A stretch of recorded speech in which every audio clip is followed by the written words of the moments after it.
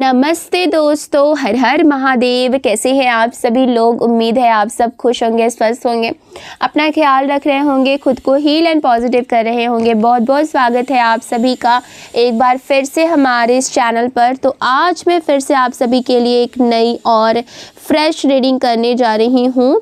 और आज की इस रीडिंग में हम देखेंगे कि आपके और आपके पार्टनर के बीच में इस समय पर क्या कुछ चल रहा है, करेंट की सिचुएशन क्या निकल कर के आ रही है एंड आपके जीवन में ऐसा क्या होने वाला है जो आपको नहीं पता है। एक बात का ध्यान रखिएगा कि आज की जो रीडिंग है ये एक general, collective and timeless reading है। इसका मतलब ये है आप इसे जब भी देखेंगे ये आपके साथ रेजोनेट ज़रूर करती है। जितना रेजोनेट हो उतना ही लीजिएगा, बाकी को दूसरों के लिए जाने दीजिएगा। आप इस रीडिंग को एक गाइडेंस के तौर पर भी देख सकते हैं। आप मेल हैं, फीमेल हैं, मैरिड हैं, अनमैरिड हैं, इंडिया से देख रहे हैं, इंडिया से बाहर से देख रहे हैं, आप इस रीडिंग को देख सकते हैं। ये रीडिंग सबके लिए है। आपको क्या करना है, अपना नाम जो है वो कमेंट सेक्शन में ज़रूर से क्लेम कर देना है और अपने पर्सन का नाम अपने मन में 3 बार ज़रूर दोहराना है। इससे आप दोनों की जो एनर्जी है आज की इस रीडिंग से कनेक्ट हो पाएगी और हम सही सही जान पाएंगे कि डिवाइन एंजल्स हमें क्या मैसेजेस देना चाहते हैं एंड आपकी एनर्जी में क्या संकेत दे रही है। अगर इस वीडियो से आपको थोड़ी सी भी क्लैरिटी मिलती हो, हेल्प मिलती हो, तो प्लीज़ वीडियो को लाइक करिएगा, शेयर करिएगा। चैनल पर पहली बार आए हैं, अभी तक सब्सक्राइब नहीं किया है तो सब्सक्राइब करके बेल आइकन ज़रूर दबाइएगा, जिससे आने वाले वीडियोस के नोटिफिकेशंस आपको सबसे पहले मिलते रहेंगे। ओके, चलिए सबसे पहले मैं आपको कार्ड्स बता देती हूँ, उसके बाद हम एनर्जीज को चेक करना शुरू कर देंगे। तो कार्ड्स कुछ इस तरीके से आ रहे हैं। 6 of cups, 10 of wands, wheel of Fortune, 6 of swords, okay, the high priestess का कार्ड आया है, द लवर्स का कार्ड आया है, the hangman, okay, and bottom of the deck है द डेथ का कार्ड। ठीक है, ये कार्ड्स निकल करके आ रहे हैं। ओके, देखिए यहाँ पर जो मुझे एनर्जीज पिक हो रही है, आपके व्यक्ति की ऊर्जा इस समय संतुलन खोजने में लगी हुई है। देखिए उनका आत्मबल, सोलर प्लेक्सस पहले ही डगमगाया हुआ था, ठीक है, पर अब वे स्वयं को संभालने की कोशिश कर रहे हैं। ओके, वो इस समय पर ना खुद को स्ट्रॉन्ग बनाना चाहते, खुद को मजबूत बनाना चाहते हैं, अपने डिसीज़न में ना क्लैरिटी लाना चाहते हैं, अपने डिसीज़न को लेकर के वो ना एक श्योरिटी चाहते हैं, एक ऐसा ऐसा वो डिसीज़न लेना चाहते हैं जो उनको ये श्योरिटी दे कि ये डिसीज़न उनके लिए परफेक्ट है। ठीक है, तो यहाँ पर ऐसा दिख रहा है कि वो खुद के ऊपर जो है वो वर्क कर रहे हैं। ओके, वो अपने जीवन में स्थिरता और नियंत्रण चाहते हैं, बट अंदर ही अंदर कहीं उनके अंदर ना सुरक्षा भी है, मतलब असुरक्षा का भाव उनके अंदर है। यहाँ पर विशेष करके ये दिख रहा है कि आर्थिक चीज़ों को लेकर के, यानी कि पैसे से, फाइनेंस से रिलेटेड चीज़ों को लेकर के वो थोड़ा सा असुरक्षित महसूस कर रहे हैं और रिश्तों को लेकर के भी जो है उनको असुरक्षा महसूस हो रही है। तो यहाँ पर आर्थिक प्लस पारिवारिक स्तर पर ये दोनों तरफ से बहुत ज़्यादा इनसिक्योर नज़र आ रहे हैं। देखिए उनके मन में आपके लिए जो फीलिंग्स हैं, जो भावनाएं हैं, वो समाप्त नहीं हुई हैं, बल्कि दबा हुआ जो उनके अंदर आपके लिए अट्रैक्शन था, जो आकर्षण था आपके लिए, वो फिर से जाग रहा है।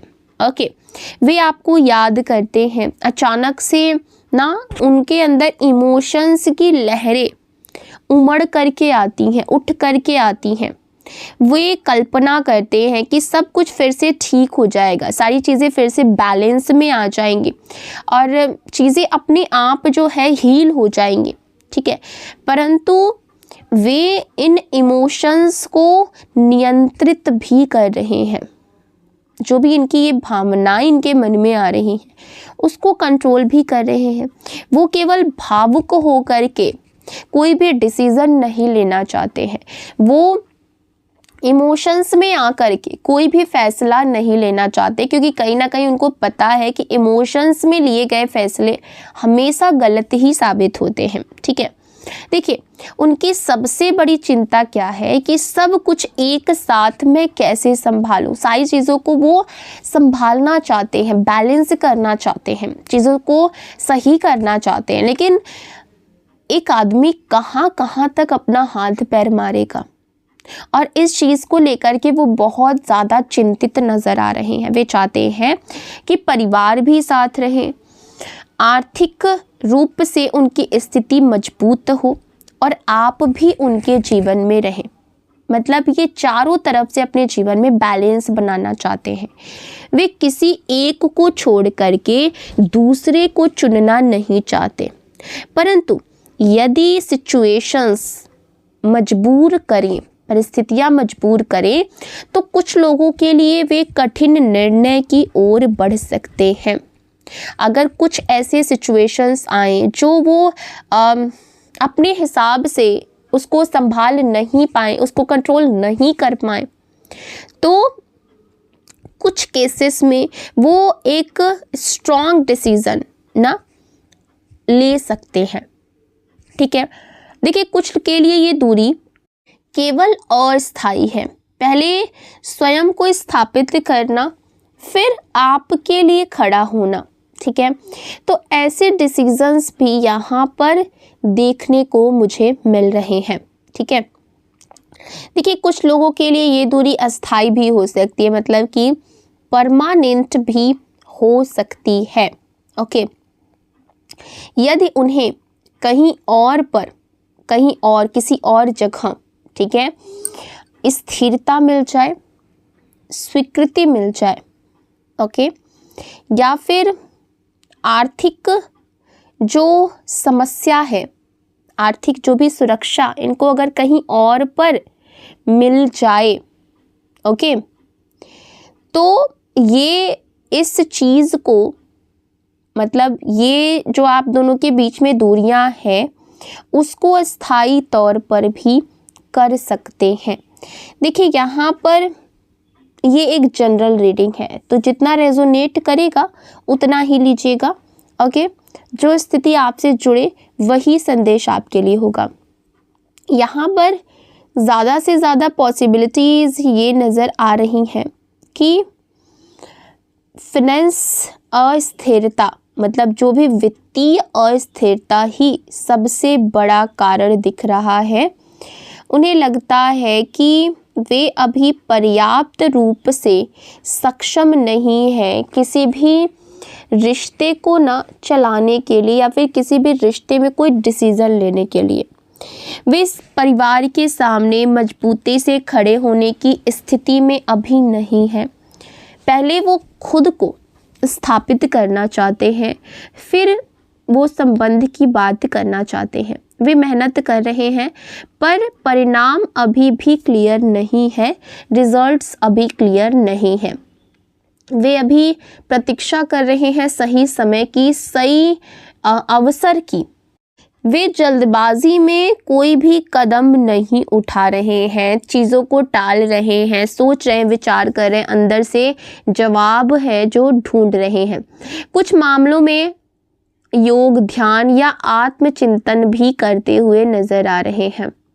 देखिए, उनका जो थॉट्स है आपके बारे में, मेनली मैं वो आपको बता दूं, वे आपको एक परिपक्व और समझदार इंसान मानते हैं। उन्हें लगता है कि आप बैलेंस्ड हैं, आप संतुलित हैं, आप में ज्ञान और स्थिरता है। कहीं ना कहीं वे आपको अपने से अधिक स्ट्रॉन्ग समझते हैं, अपने से अधिक मजबूत समझते हैं। शायद यही कारण है कि वे स्वयं को आपके योग्य बनाने की कोशिश कर रहे हैं। देखिए, आपके रिश्ते के लिए यहाँ पर मार्गदर्शन आ रहा है कि पेशेंस बहुत ज़रूरी है। जल्दबाजी से स्थिति और भी ज़्यादा उलझ सकती है। यदि वे अभी जिम्मेदारी उठाने की सिचुएशन में नहीं है, तो उनका आना भी स्थायी नहीं होगा, या फिर आपको स्वयं अपने जीवन की कुछ जिम्मेदारियाँ एक्सेप्ट करनी है। हर चीज़ का अपना समय होता है, रिश्ते भी समय मांगते हैं। वे आपसे क्या कहना चाहते हैं, उनके भीतर कई तरीके का ना कई तरीके के थॉट्स चल रहे हैं, कई नेगेटिव चीज़ें भी चल रही हैं। उन्हें लगता है कि आप कठोर हो गए हैं। यदि आपने बदले में दूरी या समान व्यवहार दिखाया है तो उन्हें चोट लगी है। सेकेंड चीज़ ये भी है कि वो चाहते हैं कि आप पहल करें। वे आपके संदेश या कॉल की प्रतीक्षा कर रहे हैं। वे मानते हैं कि उनका प्रेम सच्चा था। उन्हें लगता है एक दिन आपको ये चीज़ समझ में आएगा। वे आगे बढ़ने की भी सोच रहे हैं। ये सोच मजबूरी की है या अहंकार की, ये सिचुएशंस पर डिपेंड करती है। वे आपसे पूरी तरीके से मुक्त नहीं हुए हैं पर पूरी तरीके से जुड़े भी नहीं हैं। वे स्वयं को स्थापित करना चाहते हैं पर अभी निर्णायक कदम लेने की स्थिति में नहीं है। ये समय है धैर्य का, आत्मसंतुलन का और स्पष्टता का। यदि रीडिंग आपसे कनेक्ट हुई हो, आपके दिल से जुड़ी हो तो इसे स्वीकार करें, अन्यथा प्रेम से ब्रह्मांड को सौंप दें और चैनल को ज़रूर से सब्सक्राइब करिएगा। मिलते हैं अगली वीडियो में, तब तक अपना ख्याल रखिएगा। Bye bye, take care.